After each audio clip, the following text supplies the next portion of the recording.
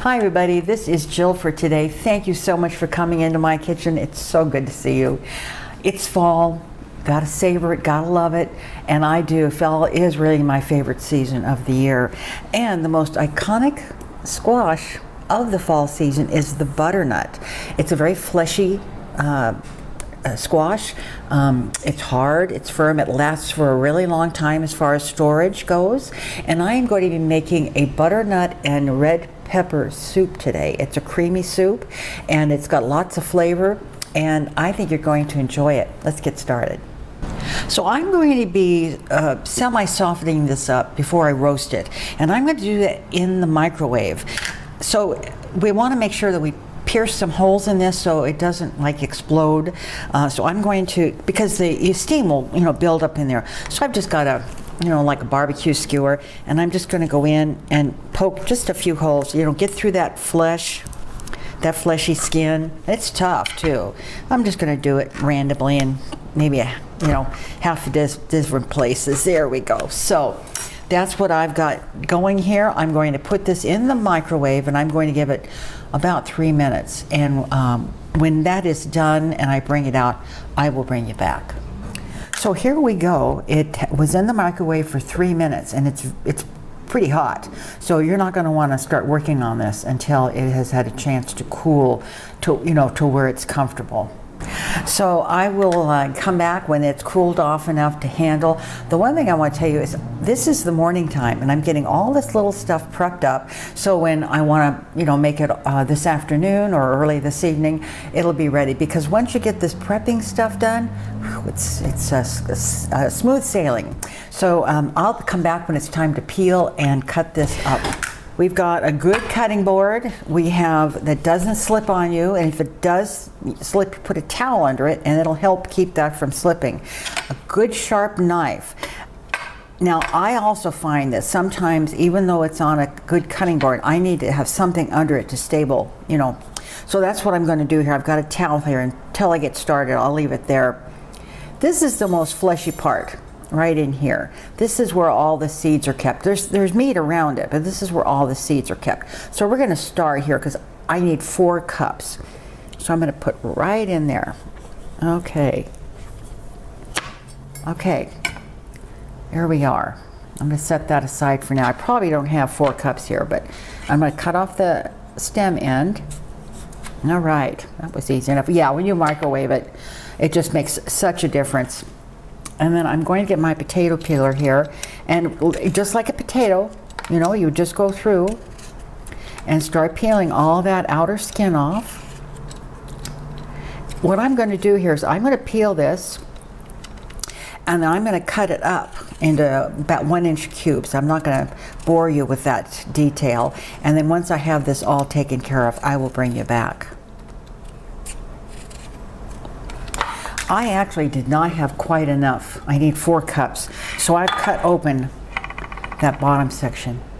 And this is the seeds right here. And see, this was just a little bit more of that stem, that long tubular end.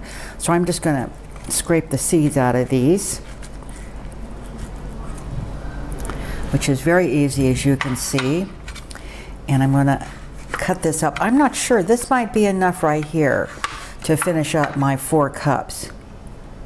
Be very careful where that knife is sharp. And then I'm going to again just scoop this out if I don't need these, because I have enough already.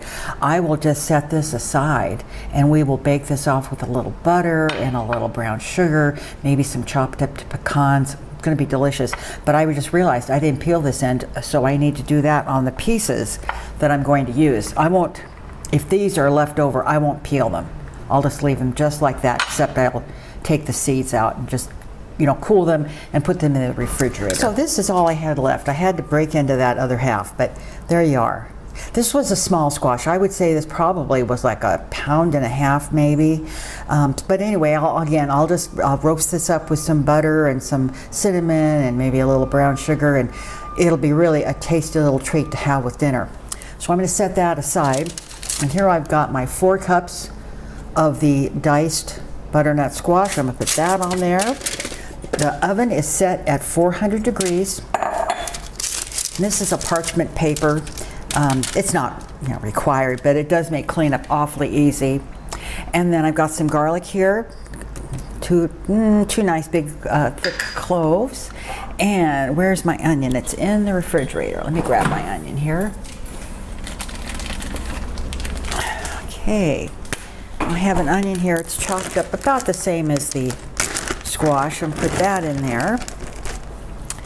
And let's see what else I've got here. This is it for now. I'm going to spread this out. Get my little hand towel again. And I'm going to put, I don't know, a couple tablespoons of olive oil on here. Let's see. Yeah, I think 2 will do it.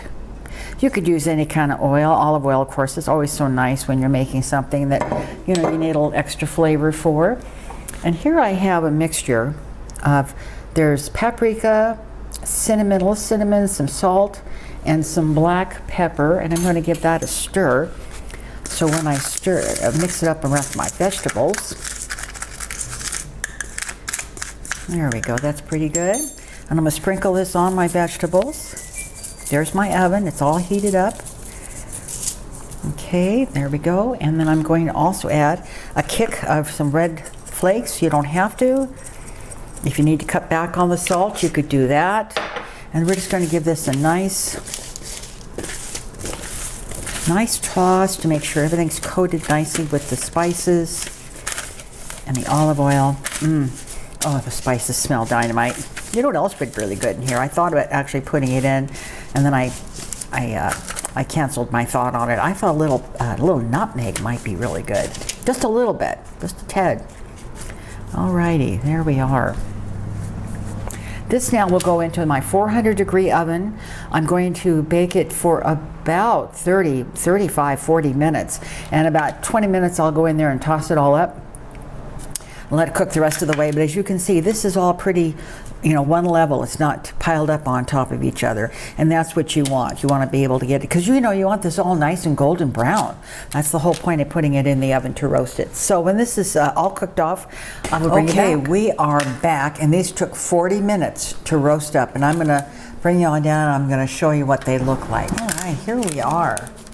Now the squash is very tender and it's beautifully roasted. And the onions are very tender, and I think that's an important thing, that those onions not only are, you know, like roasted, but they're tender.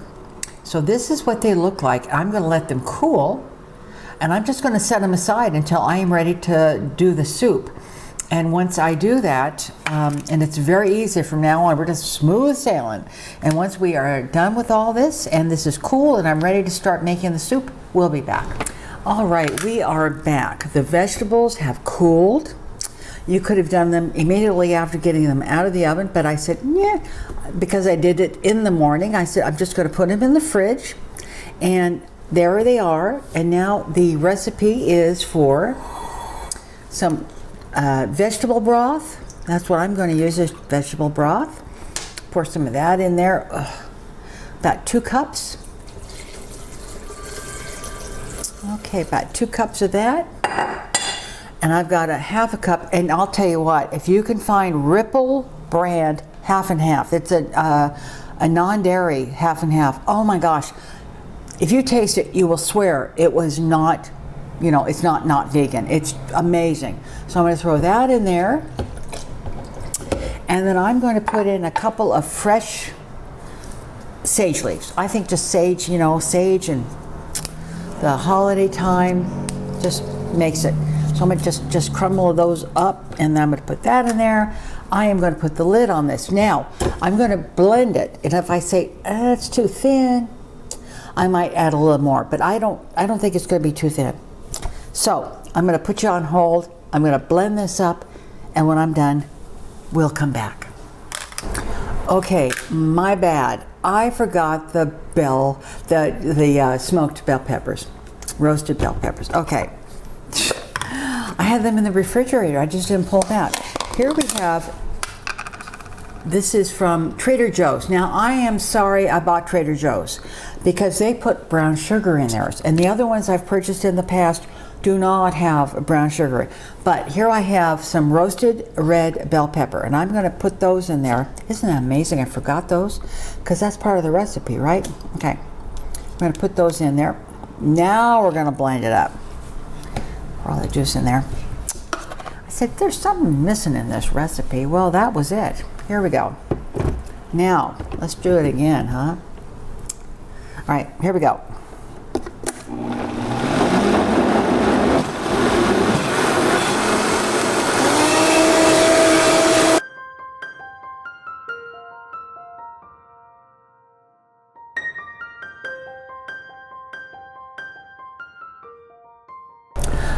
Well, this has got to be so good. It's just so delicious. It's thick and comforting, and I'm going to take a bite of it.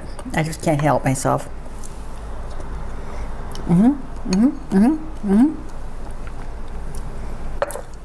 Divine, creamy. Oh, so good.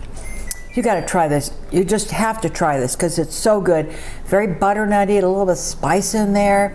The cream, oh, and all that. You got to try it. You just got to try it. Okay, everybody. Thanks a lot for watching. Tell your friends about my channel and spread the news. We'll see you later. Take care, everybody. Bye-bye.